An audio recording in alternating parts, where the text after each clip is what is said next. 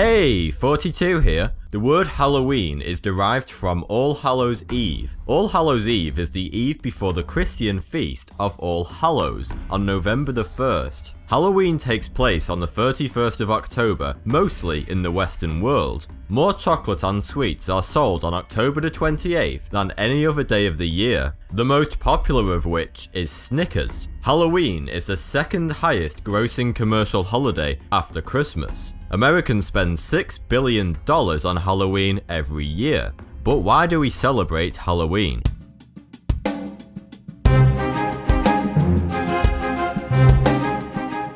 Halloween started about 2,000 years ago in Ireland. The holiday originated from the Celtic festival of Samhain. Samhain was celebrated by Celts in Ireland, the UK, and northern France. The festival was held to mark the end of the summer months and harvest time. The darker, colder months that followed were associated with death by the Celts. Samhain began at sunset on October the 31st. They believed this was the time when the ghosts of the deceased returned to Earth, because the boundaries between the world of the living and the dead were most blurred. So why do we call it Halloween today? The word Halloween comes from the Christians. Hallowmas is a 3-day Catholic holiday where saints are honoured and people pray for the recently deceased. At the start of the 11th century, the Pope decided that it would last from October the 31st until November the 2nd, because that's when Samhain was celebrated, and the church was trying to convert the pagans. October the 31st, the start of this Christian holiday, is known as All Hallows Eve, which over the centuries has been shortened. Firstly to All Hallows Even, and eventually, in the 18th century, to Halloween. The Irish brought their Halloween-like traditions to the US in 1840. However, the commercialized Halloween that we know today didn't start in the Western world until 1921, and mass production of Halloween costumes didn't start until the 1950s. Until then, Halloween costumes were homemade and just plain creepy. But why do we dress up for Halloween in the first place?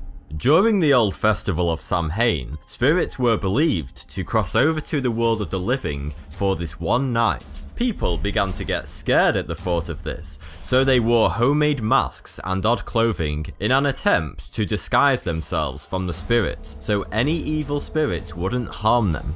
Trick-or-treating is a tradition carried out across most of Europe, North America, and some parts of Asia. But the ritual of dressing up and knocking on strangers' doors in exchange for sweets differs greatly in some parts of the world. In France, Halloween is seen as an unwanted American influence, and the French rarely trick or treat. In fact, the French didn't fully celebrate the holiday until 1996, because of the French Catholic Church's strong campaign against Halloween.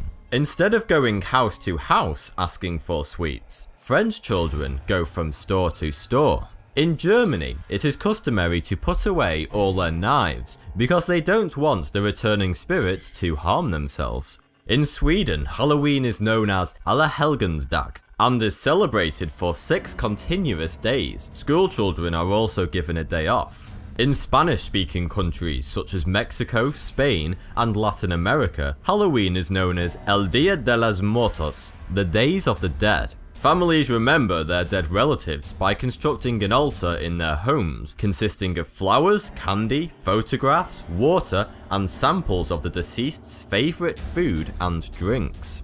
But how did the tradition of trick-or-treating originate? It all started in England, across the West Midlands and Lancashire, in the early 19th century, when children would go souling. Kids would go door to door, singing songs and begging for money, food and drink. They would sing songs such as, a soul, a soul cake, please good missus, a soul cake, an apple, a pear, a plum or a cherry, any good thing to make us all merry, 1 for Peter, 2 for Paul, 3 for him who made us all. The most common treat given out were soul cakes. They were small round cakes with a cross on top. Later, in 19th century Britain, souling gave rise to guising, where children would dress up and beg for fruit and money. But instead of singing songs to earn these gifts, children would put on full-blown performances, such as playing instruments and reciting poems. This tradition eventually gave way to modern-day trick-or-treating, when the Scottish and Irish brought it to North America in 1911. But is trick-or-treating really safe? What about all those poisoned candy scares and worried mummies? Well, you can relax. Truth is, you're more likely to be ravaged by zombies than receive tampered treats. There have only ever been 2 documented cases of people dying as a result of eating Halloween goodies. The first was in 1970, when a boy ate a large amount of heroin that his uncle had hidden. The boy's family sprinkled heroin on his Halloween sweets and blamed the sweets instead. The second was when a father poisoned his own son's sweets to get the compensation from a life insurance policy he had just taken out on him. So what's the lesson here? You should probably be more scared of your parents than strangers. And finally, why do we carve pumpkins? In 19th century Great Britain, jack-o'-lanterns were a form of pranksterism. Young boys used to hollow out and carve faces in turnips to frighten people on the streets. Wait a minute, turnips? That's right, before pumpkins, jack-o'-lanterns were created from turnips. And the word jack-o'-lantern? Well, it comes from 17th century Britain, when it literally meant man with a lantern. Thanks for the view, subscribe for more 42.